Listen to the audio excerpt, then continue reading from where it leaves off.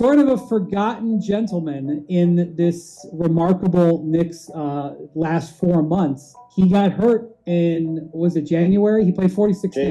January 27th. He and OG Anunoby both got hurt against the Heat, and OG played a little bit, and Julius never played again. And, Randle was an all-star last year and has been a rock in dark times or sort of uncertain times for the Knicks. He has been. He was the guy that started the turnaround. I mean, he made All-NBA, won Most Improved Player that first year they made the playoffs under Tom Thibodeau. I mean, Tim mentioned it when they lost to the Hawks in the first round.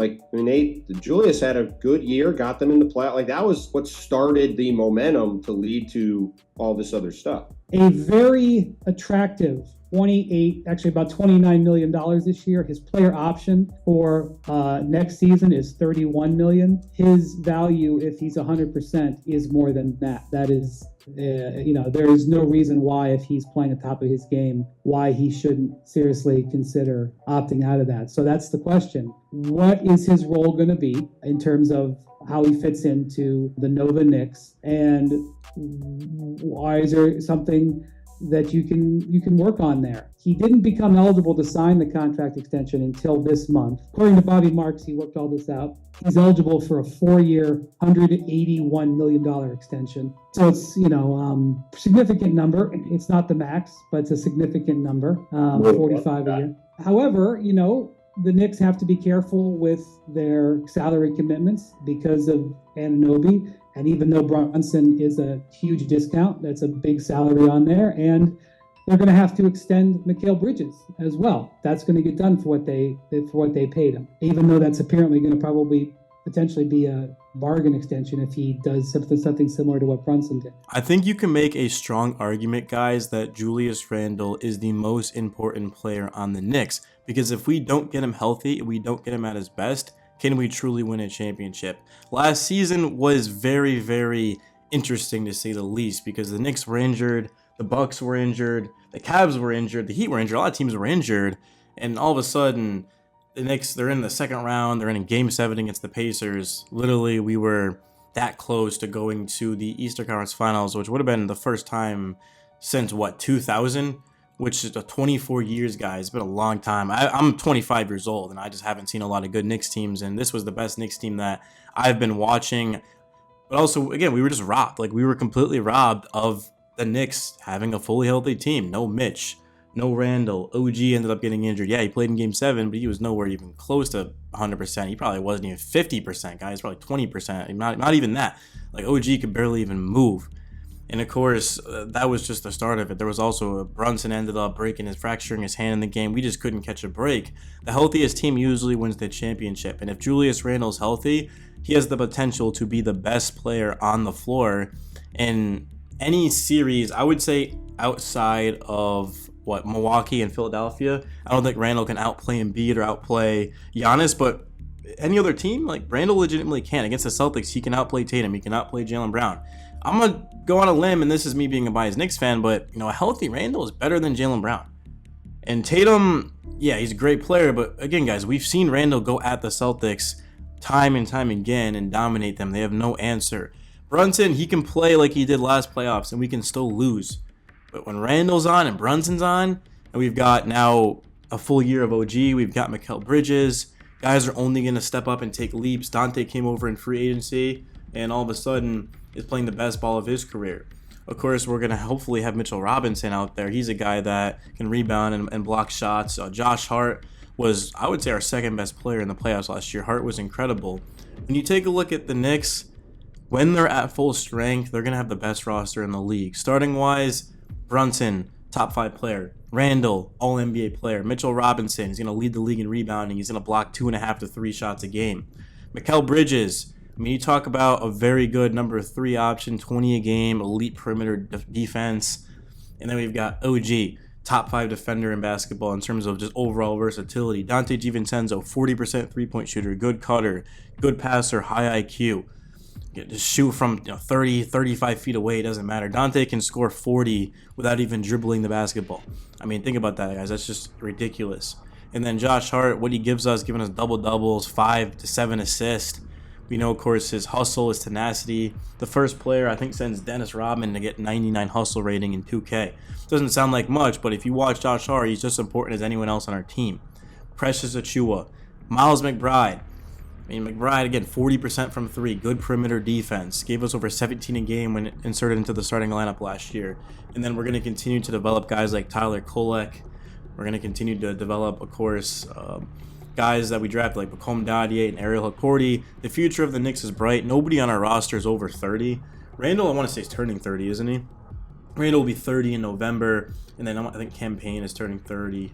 Campaign is 30 in 5 days. So, I believe, yeah, 5 days. 8th is September, right? I sound like an idiot for not knowing that. But like the Knicks are super young. The biggest question mark is health, but it's also Coach Tibb, which this comes down to health at the end of the day, and that's how he manages the rotation. Personally, I don't care if we get the 1 seed. I don't mind going into Boston to start a playoff series. I don't mind Game 7 being in Boston because Game 7, anything can happen. I'd rather have the Knicks get a lower seed and be healthy versus, okay, go out there and get a high seed, the 1 seed, but we're at risk to get injured or guys are already injured. If we're the 3rd or the 4th seed in the East and we're fully healthy going to the playoffs, then I just don't see us losing, right? I don't see us losing, which is why Tibbs is going to have to be very smart with how he manages the rotation. I don't think anyone should be playing over 40 minutes a game. Come playoff time, okay, yeah, maybe there's going to be times where that's going to have to happen because we don't want to risk losing a playoff game. But also, if we have depth, then there's not going to be a reason to even do that. Like, let's count how many guys I think are going to be a part of our rotation. Brunson, Bridges, OG, Randle, Mitch. That's 5. McBride, 6. Devo, 7. Hart, 8. 9, Achiuwa. 10, Campaign. There's 10 guys right there. We can also use some Jericho Sims. We can also use some Keita Bates-Diop is a guy that certainly can play. Tyler Kolek is someone who I don't think is quite ready yet. Yes, he can play make. Yes, he's a very feisty, scrappy type of guy. But in terms of his defense, I don't think he's really going to be Coach Tibb ready. For some teams, absolutely could be a big part. But just with his defense, I don't think he's going to be ready to play for the New York Knicks. And I like Kolek a lot. He's so good at passing that maybe he's forced to play. Like, he could be similar to like IQ his rookie year. But I think Tibbs is going to favor Campaign over him, just like how he favored Alec Burks over Emmanuel Quickley at the beginning. That's a lot of guys, though. And I don't even know if the Knicks are done. The Knicks might not be done. We know they're going after Walker Kessler, trying to bring him in. I do think we need another center next to Mitchell Robinson because I consider Precious to be our backup 4. Jericho Sims is a guy that just doesn't give you the defense that Tibbs likes. We need a center that can defend. But the Knicks, they have a lot of depth. They have a lot of firepower. And in the Eastern Conference, again, outside of Embiid and Giannis, they're going to have the best player on the floor in Jalen Brunson. And Julius Randle is going to make a strong case to be the second best player on the court just about every single game. I know Randle struggled in the playoffs. I know he has had some lows. But Randle, what I saw from him outside of the first 12, 13 games of the season was the best version of Randle. I'm talking about 25 a game, 10 boards, 5 assists, good efficiency. And this is coming from someone who's not the biggest Julius Randle fan in the world, but to sit up here and to say that the Knicks should not keep him, like the Knicks should not even be entertaining Julius Randle trade offers. The only way I would trade Randle is if we're getting a better player. But again, nobody's going to be doing that, right? Like, nobody's going to call us and be like, I'm not even going to say like Alperen Şengün because Randle's better than Şengün. Şengün obviously is young and has a lot of potential, way younger. But like even that, like that wouldn't make the Knicks closer to winning a championship. That'd be the best case scenario would be to get Şengün. But that, again, that doesn't make us closer to winning a championship. Any move that pushes us farther away from winning a championship, 99% of the time, that's what's going to happen if we trade Randle. Our best bet is just to keep Randle because he knows that this game. Of course, he was with these guys last season, so the chemistry is going to be there. Everyone's on the same page. Let's just go out and see the Knicks play. If the Knicks start off the season, let's say we're 3-7, then okay, we can have a conversation. But even then would probably be too early to panic. The Knicks, they didn't get off to that bad of a start, but they were like a 500 team at one point. They had an atrocious defense, good offense, bad defense. So yeah, I'm just excited, man. I'm excited to see Randle go out there. And if he wins a championship, I mean, he's going to go down as a Knick legend because everyone's going to realize that this doesn't happen without Randle. Not only because of he played well in the season, but it's just the foundation, the start, as the podcast said. This all began with Julius Randle. If Randle didn't exist, this channel wouldn't exist. Like, Knicks basketball would it wouldn't be irrelevant because it's the Knicks, but we'd still be watching the Knicks have bad season after bad season. We'd be depressed, but legitimately we're talking about the Knicks being the best team in the league.